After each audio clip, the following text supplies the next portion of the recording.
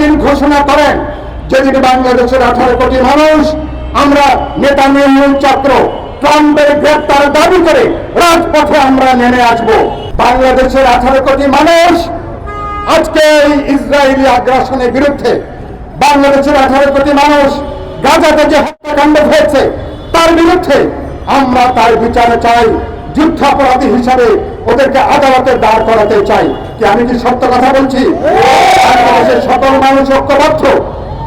আমি যখন আপনাদের এখানে কথা বলছি, হয়তো এখন ইসরায়েলের কোন বোমারু বিমান গাজাতে হামলা করছে, হয়তো আরবের কোন কোন দেশে তারা হামলা করছে। এই খেলা বন্ধ করতে হবে।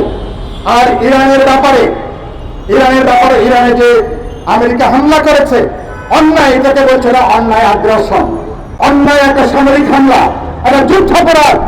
সুতরাং আমি অন্তর্বর্তী সরকারকে বলবো, বিবৃতি দিয়ে দায়িত্বটা পালন করা যাবে না। আগামী 1 সপ্তাহের মধ্যে খুবই দ্রুত একটা দিন ঘোষণা করেন যেদিন 18 কোটি মানুষ আমরা ফিলিস্তিনি জনগণের পক্ষে আমরা সবাই রাজপথে নেমে আসবো। বলতে চাই, একটা দিন ঘোষণা করেন যেদিন বাংলাদেশের 18 কোটি মানুষ আমরা নেতানিয়াহু চক্র ট্রাম্পের গ্রেপ্তার দাবি করে রাজপথে আমরা নেমে আসব। একটা দিন ঘোষণা করেন যেদিন আমরা এই গণহত্যা বন্ধ করার জন্য, যেদিন সবাই রাজপথে আমরা ইরান এবং ফিলিস্তিনের পতাকা নিয়ে, বাংলাদেশের পতাকাকে আমরা মাথায় করে নিয়ে যেদিন রাজপথে আমরা দাঁড়াবো। সরকারকে বলতে চাই, আপনারা এরকম একটা দিন অবিলম্বে অন্তর্বর্তী সরকার আলোচনা করেন, সিদ্ধান্ত গ্রহণ করেন। আমি বিশ্বাস করি বাংলাদেশের দলমত নির্বিশেষে আমরা ফিলিস্তিন এবং ইরানের প্রতি আন্তর্জাতিক সংহতি জানাতে যে আগামী 1 সপ্তাহের মধ্যে একটা সংহতি দিবস ঘোষণা করবার জন্য আমি দাবি জানাচ্ছি। আপনারা সবাই ব্যাপারে একমত আছেন? সরকার এটা বলবো।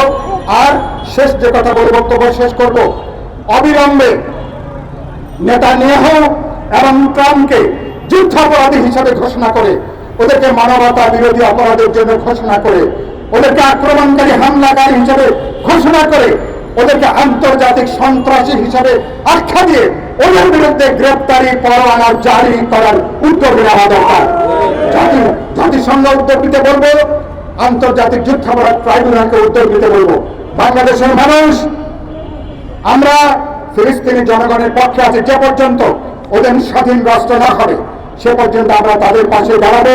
যে পর্যন্ত আমরা ফিলিস্তিনের এই গণহত্যা অপরাধ না হবে তাদের পাশে দাঁড়াবো। আর সারা দুনিয়া এবং আমরা ইরান অথবা ফিলিস্তিনকে সমর্থন করছি কেবল মুসলিম রাষ্ট্র হিসাবে না, পৃথিবীর যে কোনো রাষ্ট্রে তাদের যে কোনো ধর্ম হতে পারে, ভাষা হতে পারে, সংস্কৃতি হতে পারে, কিন্তু কোন স্বাধীন দেশকে, কোন আত্মনিয়ন্ত্রণ অধিকার প্রতিষ্ঠার দেশকে পৃথিবীর কোন দেশ কোন অজুহাতে এটাকে হামলা, আক্রমণ, দখলদারিত্ব করে আগ্রাসন চালাতে পারে না। আমি কি ঠিক কথা বলছি এটা? সুতরাং এই দাবিতে এটা যেখানে সাম্রাজ্যবাদী আক্রমণ সেখানে প্রতিরোধ, যেখানে যুদ্ধাপরাধ সেখানে প্রতিরোধ, যেখানে তারা আগ্রাসী হামলা চালাবে সেখানে জনগণ ঐক্যবদ্ধভাবে আমরা রুখে দাঁড়াবো। কোন লক্ষ্যে? আমরা শান্তি চাই, নিরাপত্তা চাই, জনগণ অধিকার আমরা নিশ্চিত করতে চাই। সুতরাং জনগণ তার ভবিষ্যৎ, দেশ কিভাবে চলবে জনগণ নির্ধারণ করবে। পৃথিবীতে আমরা ডোনাল্ড ট্রাম্প, নেতানিয়াহুকে তাদেরকে আমরা কোনো পুলিশিং এর দায়িত্ব দিই নাই।